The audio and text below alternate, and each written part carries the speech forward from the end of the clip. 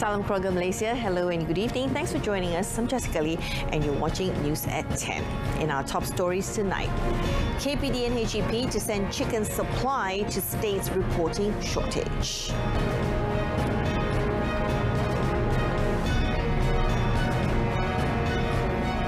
The ministry to look into closing of kindergartens and care centres.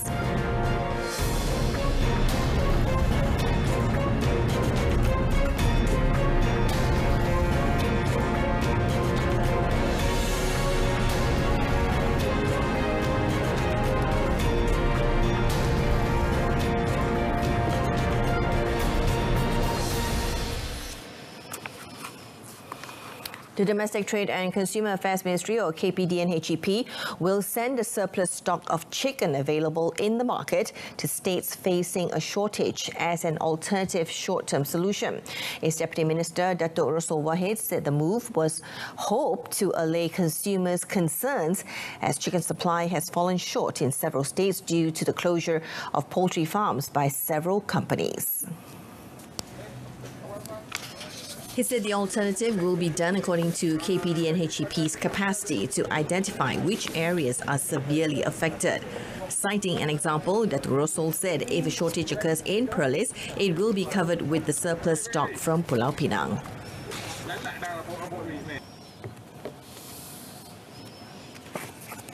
Ayam ni kita dah oversupply.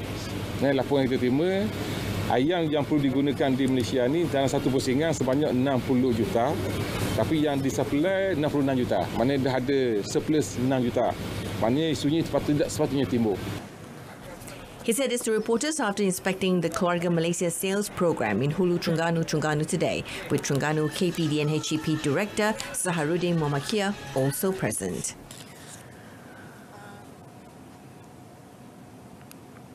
The annulment of approved permits or AP for food ingredients imports allows for the stopping of monopoly held by cartels which manipulate prices. According to Minister of Entrepreneur Development and Cooperatives, Tan Sri Nur Omar, the decision would also ensure that food and ingredient supply in the country are adequate.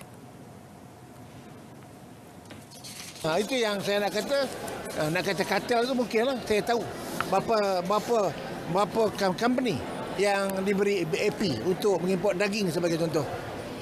Jadi benda-benda ni kita tak nak.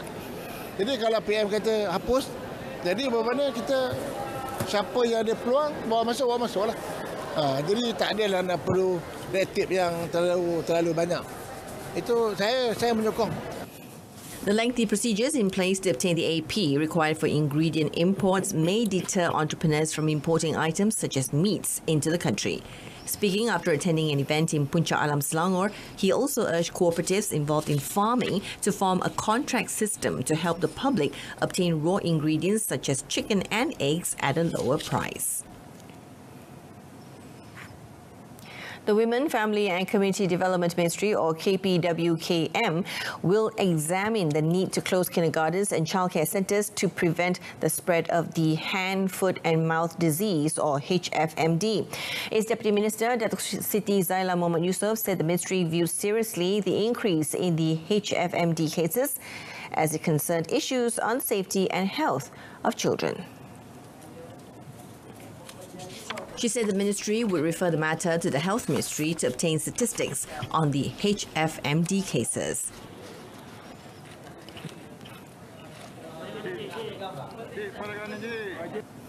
Kena melihat kepada isulah sekiranya situasi itu berbahaya, memang perlu tindakan segera, dan saya kira apa yang dibuat itu bukan semata-mata tindakan satu agensi sebab mengambil kira bimbang takut jangkitan itu meluas. Kesihatan ini juga bukan semata-mata di bawah bidang kuasa kami, ia melibatkan juga Kementerian Kesihatan. Jadi kita sedang meneliti perkara ini dan kita mengambil seriuslah. Based on media reports, the Melaka Health Department had ordered child-related premises such as nurseries, kindergartens and care centres that recorded more than 4 cases of HFMD infection to be closed for 10 days in accordance with the Prevention and Control of Infectious Diseases Act 1988 or Act 342. Now, those who have received offer letters from Tabung Haji or TH to perform the Hajj pilgrimage are not able to proceed as they did not pass the health screenings should accept the decision with an open heart. Minister in the Prime Minister's Department of Religious Affairs, Dato' Idris Ahmad, explained that the decision is ultimately made by the Saudi Arabian government and is not under the jurisdiction of Tabung Haji or TH. 1,000 lebih yang ditolak. Dan kita telah buat panggilan kedua. Kita beri masa panggilan kedua. Lepas panggilan kedua, kalau ada masa lagi yang tolak sebagai, kita panggil pula panggilan ketiga. Jadi ditolak faktor kesihatan ataupun dia tak nak pergi? Kadang-kadang faktor dia tak nak pergi, faktor kesihatan. Ada juga faktor-faktor sendiri. For now, TH has issued the offer letter for the second call for the group of Malaysians who are eligible to perform the Hajj pilgrimage for the 2022 season. Commenting on the additional 5,000 pilgrims for the Hajj quota this year, Dato' Idris said there has been no feedback as of yet. For this year's Hajj pilgrimage, only those aged 65 and below with no chronic illness and in possession of the COVID-19 vaccination certificate would be eligible. They are also required to submit a negative COVID-19 PCR test result within 72 hours before departure. Meanwhile, the Health Ministry or MOH advised all prospective young Hajj pilgrims aged 12 to 18 years old to take their COVID-19 booster shot. Taking the supplementary jab will complete their protection from the disease before they head off to Saudi Arabia. Health Minister Kari Jamaluddin said teenagers can take their booster dose at least 5 months after receiving the second dose of the primary vaccine shots. As for those already infected by COVID-19, they can receive the booster dose as soon as they have recovered from the infection. The booster dose can be administered at least 2 weeks after another vaccine dose was given. The booster dose shots can be obtained via walk-in at vaccine distribution centres still operating simply by bringing the relevant documents needed. Previously, MOH recommended all prospective pilgrims aged 60 years old and above, as well as those aged 18 to 59 years old with comorbidities, to quickly get their booster dose before setting off to the Holy Land. Now, the body of one of the 2 female hikers washed away by a water surge in Gunung Suku, Simpang Pulai last Sunday was found today. The 7th day of the search and rescue operation, or SAR, launched after the incident. Perak Fire and Rescue Department Assistant Director of Operations, Muhammad Sharizal Aris, said the body was found intact but with head and body injuries. In a statement today, he said the body of a woman was found near a pile of debris in Sector C tunnel area near Jalan Besar at 11:20 a.m. before it was handed over to the police at 11:55 a.m. He said the search operation involving 43 rescuers from various agencies with the assistance of the K9 unit resumed at 9 a.m. today and ended at 1 p.m. It was reported that since Monday, the SAR team had found body parts believed to belong to one of the 2 hikers, Si Su Yen, 32, from Cheras, Kuala Lumpur, and Ng Yi Chiu, 46, from Klang, Selangor, who were carried away by strong currents in the 5 a.m. incident. Now, a total of 60 Rohingya escapees who broke out of the temporary detention centre in Sungai Bakap, Kedah last month are still on the loose. Home Minister Datuk Sri Hamzah Zainuddin said efforts to track them down are still being conducted by the authorities. He added that the Immigration Department as well as the Royal Malaysia Police (PDRM) have been mobilised to identify possible locations of the escapees. Kita tahu bahawa yang penting kepada kita adalah apabila kita dapat, kita tangkap dan kita ambil semula mereka itu.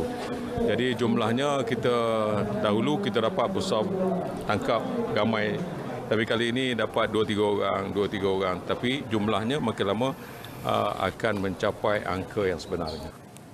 Speaking at an Aidilfitri event at the Selama District Council Hall, Datuk Sri Hamzah added that most of the escapees who previously broke out of the detention centre have been arrested at several areas in Selangor and Perak.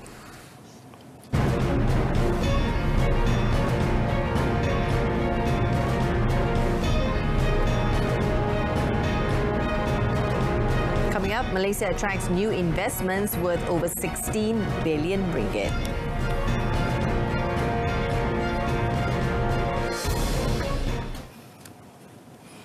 Now, the Kerana Jaya Line Light Rail Transit, or the LRT service, was disrupted for 2 hours yesterday due to a stalled train that suffered a brake caliper hydraulic leakage. Now, according to Rapid Rail Sidra Berhad Chief Executive Officer Amir Hamdan, the situation caused the brake caliper to not function while the train was operating, making it unsafe to continue its journey.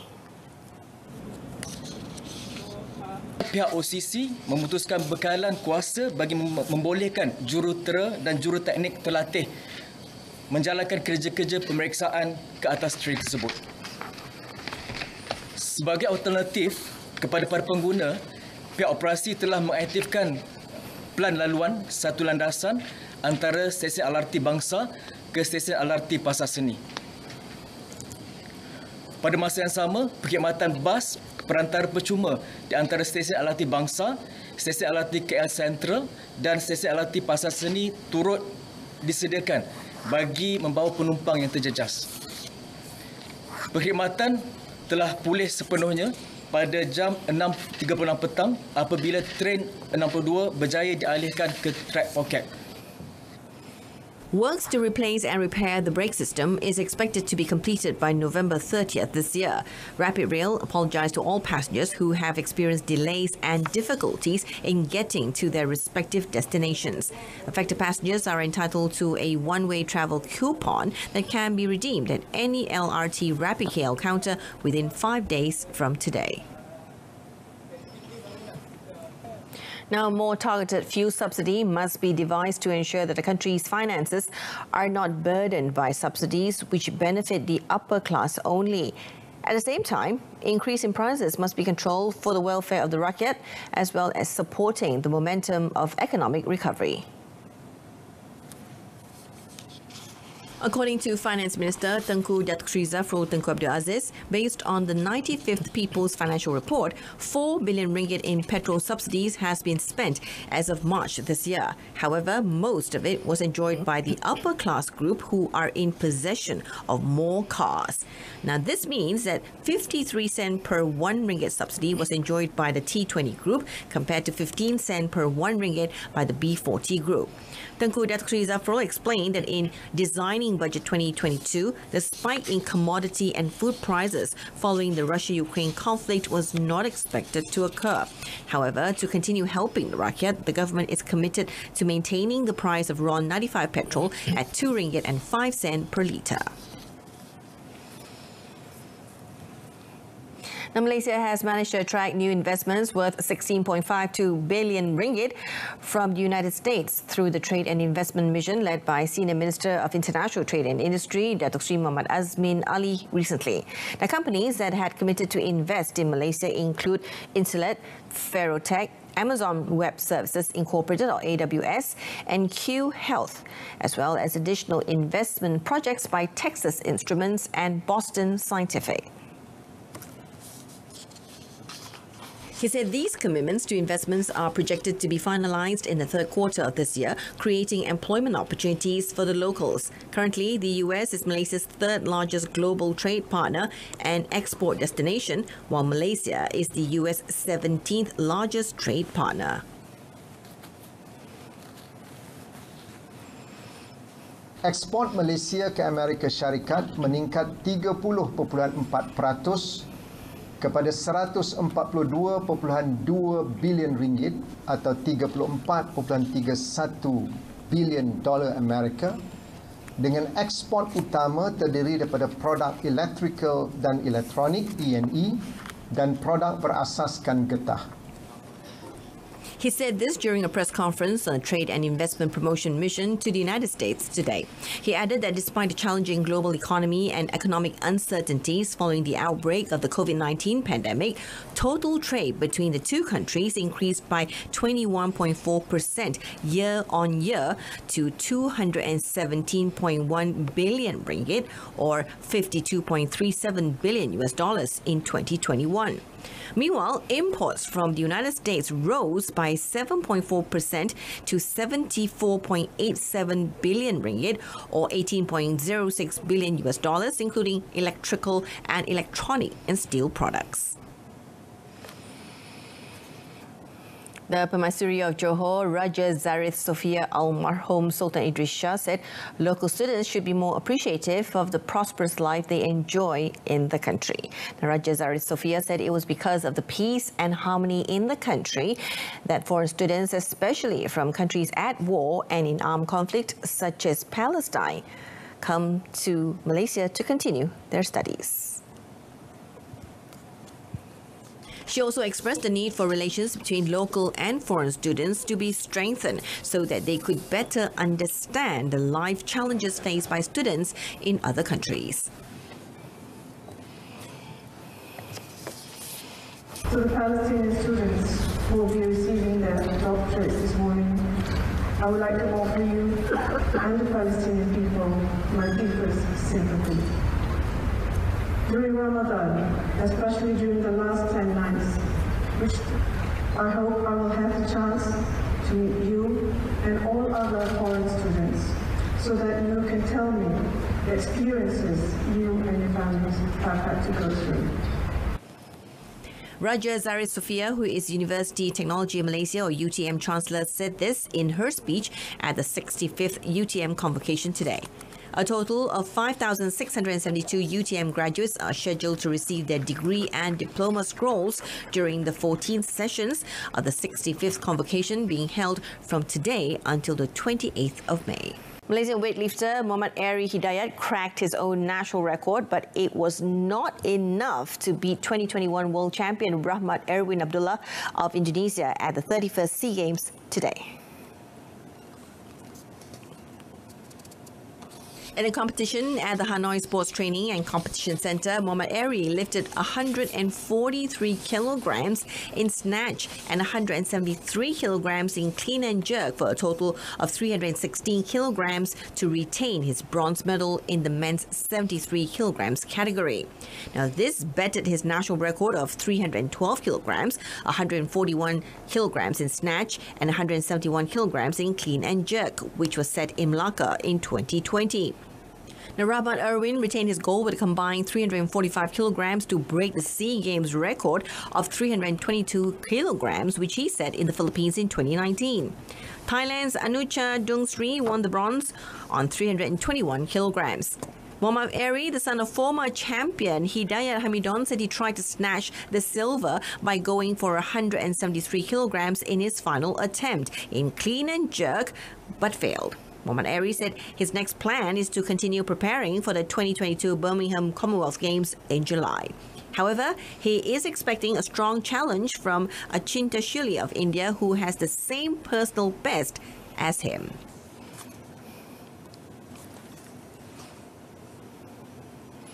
National cyclist Muhammad Nur Aiman Muhammad Zarif displayed an energetic pace towards the finish line to win the gold medal in the men's road race of the SEA Games held in Ho Bin province, about 75 kilometers from Hanoi today. The Terengganu cycling team TSG rider was in his element with 1 kilometre to go before the finish line, overcoming 3 other riders in the front group to contribute Malaysia's 37th gold medal at the Games this time. The 25-year-old Latour de Langkawi, or LTDL 2020 King of the Mountain, crossed the finish line in a time of 3 hours, 48 minutes and 22 seconds, overcoming his Indonesian challenger Aiman Chayadi, who had to settle for second place, while Thai rider Navuti Lipongyu took the bronze. The 162.25 kilometre race also saw the Malaysian team, which included road cycling specialist Akmal Hakim Zakaria, record an overall time of 3 hours, 51 minutes, 17 seconds to be in 6th place. Of 3 other national riders in the fray, Nur Amirul Fakhruddin Marzuki finished in 31st place, Muhammad Zawawi Azman 32nd, and Muhammad Nur Aiman Rosli in 33rd place. National road cycling head coach Datuk Eng Jungan was very happy with the national squad, which consists of a combination of 2 Malaysia's leading professional teams, TSG and Sapura cycling team, to win the race.